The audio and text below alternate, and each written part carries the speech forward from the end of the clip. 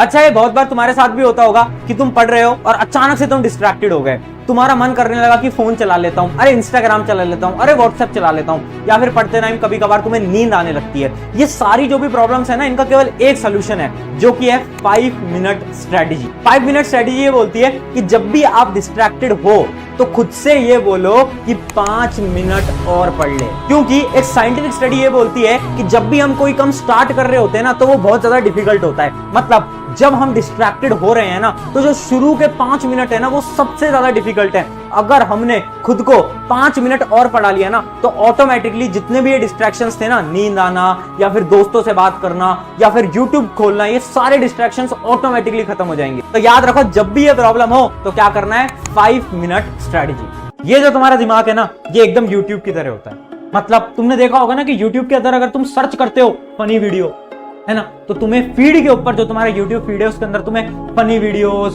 सारी की सारी व्लॉग्स वगैरह आपको सजेस्ट होने लगते हैं। आपने देखा होगा। सेम आपका ब्रेन है।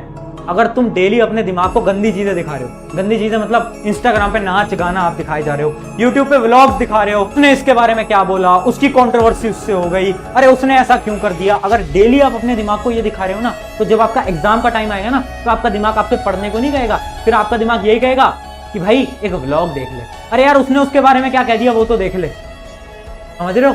फिर चाहे तुम्हारे एग्जाम कितने ही पास हो और तुम्हारा मन हो पढ़ने का, बट ये दिमाग तुम्हें पढ़ने नहीं देगा। याद रखो, जो भी तुम चीजें देख रहे हो इंस्टाग्राम यूट्यूब पे, उसमें थोड़ा सोच समझ के देखो, थोड़ा इंस्पिरेशनल, थोड़ा अच्छा कंटेंट देखो, ना कि ये कंट्रोवर्सी व्लॉग्स वगैरह ये सब देखने से क्या फायदा।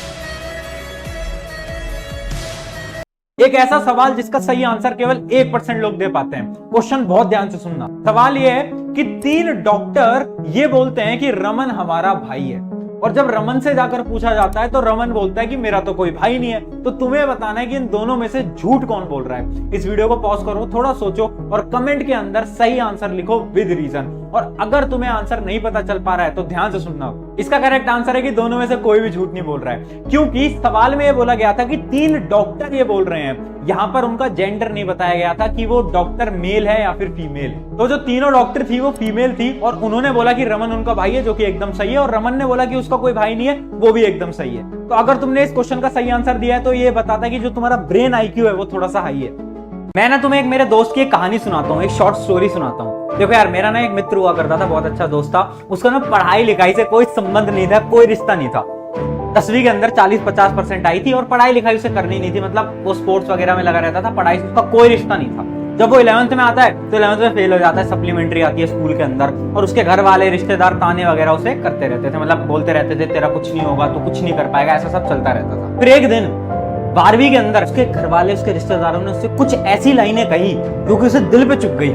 होता है ना, कुछ लाइनें हमें दिल पे लग जाती हैं, उसके साथ भी ऐसा हुआ। और उस दिन उसने एक दृढ़ निश्चय करा, एक संकल्प करा कि 12वीं के अंदर अच्छे मार्क्स लेके आने हैं। तुम मानोगे नहीं, एक वो लड़का जो आज तक नहीं पढ़ा था, 5-5, 6-6 घंटे पढ़ने लग जाता है रेगुलर बेसिस पे। बोर्ड के लिए केवल 4 महीने बचे थे, 4 महीने उसने लग के पढ़ाई करी और उसका रिजल्ट था 92%। ये कहानी पता है मैं तुम्हें किस लिए बता रहा हूँ? ये मैं तुम्हें इसलिए बता रहा हूँ क्योंकि यार जिस दिन आपको अपना रीजन मिल जाएगा उस दिन तुम अनस्टॉपेबल बन जाओगे।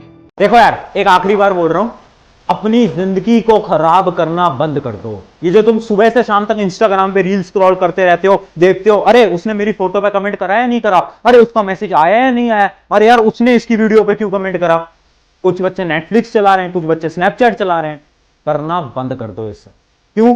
तुम्हारे पेरेंट्स ने तुम्हें रिसोर्सेज दिए हैं तो उसका गलत फायदा मत उठाओ, क्योंकि मैंने अपनी जिंदगी में ऐसे स्टूडेंट्स को भी देखा है जो कि सुबह से शाम तक सफेदी का काम करते थे। सफेदी क्या होता है? पेंटिंग।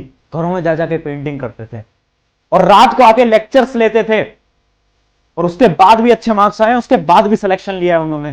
तुम क्या कर रहे हो? डेली एक्सक्यूजेस दे रहे हो। तुम क्या कर रहे हो? डेली खुद को बहाने दे रहे हैं। आज क्यों नहीं पढ़ पाए, आज ये हो गया था, कल क्यों नहीं पढ़ पाए, कल ये हो गया था, आज मेरे दोस्त का बर्थडे था, आज कैसे पढ़ूंगा, आज मैं थोड़ा इंस्टाग्राम से भैया डिस्ट्रैक्टेड हो गया था, इस वजह से नहीं पढ़ पाया। अब तक हमें काम है, मैं बोल रहा हूं सुधर जाओ अभी, वरना जिंदगी खराब हो जाएगी। एक स्टूडेंट है जिसका पढ़ाई में मन लग रहा है, तो वो टॉपर है, तो कुछ अलग नहीं कर रहा है, उसका तो पढ़ाई में मन लग रहा है, तो वो काम कर रहा है और वो खुश है। पर तुम, तेरा पढ़ाई में मन नहीं लग रहा और तू फिर भी पढ़ रहा है, तो इसका मतलब असली विनर तो तू है यार। मतलब उसका तो पढ़ाई में मन लग रहा है इसलिए वो टॉपर है, बट तू असली में विनर है क्योंकि तेरा मन नहीं लग रहा, बट फिर भी तू एफर्ट लगा रहा है, फिर भी तू मेहनत कर रहा है, फिर भी तू 10-10 घंटे पढ़ रहा है। फिर भी तू फोन को छोड़ रहा है, फिर भी तू लैपटॉप को छोड़ रहा है, क्यों? पढ़ाई के लिए। असली विनर तो तू है यार, असली टॉपर तो तू है यार। तो याद रखना यार, आज के तुम्हारे एफर्ट्स मैटर करेंगे, रिजल्ट नहीं। और अगर तुमसे पढ़ाई में मन नहीं लगता, टेंशन की बात नहीं है, एफर्ट्स लगाओ, हार्ड वर्क करो। और याद रखना, जिसका पढ़ाई में मन लगता है वो तो टॉपर है, और तुम्हारा मन नहीं लगता फिर भी तुम पढ़ रहे हो, इसका मतलब असली विनर तो यार तुम हो। मैं पढ़ता तो बहुत हूँ, मेहनत तो बहुत करता हूँ, बट मार्क्स उतने अच्छे नहीं आ पाते। इसका मतलब ये है कि तुम पढ़ते टाइम कोई ना कोई मिस्टेक कर रहे हो। तो देखो 3 ऐसी मिस्टेक जो कि 99% स्टूडेंट्स करते हैं। मिस्टेक नंबर 1, बहुत सारे टीचर्स को फॉलो करना। बहुत सारे स्टूडेंट्स हैं जो कि यूट्यूब पर जाकर एक टीचर से पढ़ेंगे, फिर दूसरे से पढ़ेंगे, फिर तीसरे से पढ़ेंगे। उससे कुछ नहीं हो रहा है, उससे तुम्हारा ही टाइम वेस्ट हो रहा है। तो याद रखना, एक सब्जेक्ट के लिए केवल 1 या फिर 2 टीचर से ही तुम पढ़ोगे, उससे ज्यादा पढ़ने की कोई रिक्वायरमेंट। मिस्टेक नंबर 2, बहुत बार तुमने देखा होगा, जब तुम पढ़ रहे होते हो तो अचानक से तुम्हारा दिमाग इधर उधर घूमने लगता है, तुम्हें लैला मजनू के ख्याल आने लगते हैं। ऐसा क्यों होता है? ऐसा इसलिए होता है क्योंकि तुम एक मिस्टेक कर रहे हो, जिस मिस्टेक का नाम है डेडलाइन को सेट ना करना। तुम एक सब्जेक्ट के लिए एक डेडलाइन नहीं बना के चल रहे हो। जैसे इमेजिन करो मुझे मैथ पढ़नी है, तो मैं एक डेडलाइन सेट कर दूंगा कि मुझे मैथ का ये वाला चैप्टर इतने बजे तक खत्म करना। Mistake number 3, comfort zone. देखो यार, अगर कुछ बड़ा करना है भाई, कंफर्ट जोन से बाहर आना पड़ेगा। अगर तुम्हारा टेबल चेयर पे पढ़ने का मन नहीं करता तो उठो और टेबल चेयर पे पढ़ो, कंफर्ट जोन से बाहर आओ। यार अगर कुछ बड़ा करना है ना, तो कंफर्ट जोन से तो मेरे भाई बाहर आना पड़ेगा। देखो यार, मैं मानता हूँ मुश्किल है, बहुत मुश्किल है। डेली 6-6, 7-7 घंटे पढ़ना मुश्किल है। डेली स्कूल, कोचिंग, ट्यूशन जाना मुश्किल है। डेली डिस्ट्रैक्टेड ना होकर पढ़ाई करना मुश्किल है। डेली इंस्टाग्राम, यूट्यूब ना चलाना मुश्किल है। डेली अपने दोस्तों का फोन ना उठाना मुश्किल है। डेली शिद्दत से, मेहनत से पढ़ाई करना मुश्किल है। मैं मानता हूँ सारी चीजें मुश्किल। और तुम्हारी लाइफ में अभी कुछ भी अच्छा नहीं चल रहा है, तुम्हें डिप्रेशन हो रहा है, तुम्हें डर लग रहा है कि एग्जाम का रिजल्ट क्या है, बट फिर भी डेली पढ़ना पड़ता है, ये सब मुश्किल है। बट ट्रस्ट मी, ये सब एक ना एक दिन वर्थ इट हो। जिस दिन तुम जाओ अपने पेरेंट्स के साथ और तुम्हारे पेरेंट्स दुनिया वालों को ये बोले कि ये मेरा बेटा है, ये मेरी बेटी है, उस दिन ये सब जो तुम्हारा स्ट्रगल है, तुम्हारी मेहनत है, ये वर्थ इट होगा। बस यार अपना बेस्ट लगाते जाओ और याद रखो, एक ना एक दिन यार सफल जरूर होंगे। एक ना एक दिन जो हम मेहनत आज कर रहे हैं उसका रिजल्ट हमें जरूर मिले। 99% स्टूडेंट्स ये गलती करते हैं, वो पढ़ते सब कुछ है, पर जैसे ही एग्जामिनेशन हॉल के अंदर बैठते हैं तो उनके दिमाग से सब कुछ निकल जाता है। वो जो फॉर्मूलाज वो पढ़ के आए थे वो सब कुछ गायब हो जाता है। ऐसा होता क्यों? तो देखो, इस चीज के 2 सोल्यूशन है। पहला सोल्यूशन है, एग्जाम से एक रात पहले, वो जो एग्जाम से पहले वाली रात होती है ना, उसमें ढंग से सोकर आओ। बहुत सारे बच्चे जो केवल 2-3 घंटे सोकर एग्जाम देने आ जाते हैं, सबसे बड़ी मूर्खता है। तुम्हें क्या करना है, एटलीस्ट 6 घंटे सो के आना है। मान लो एग्जाम कल है, तो इस रात को तुम 6 घंटे सोकर ही जाओ।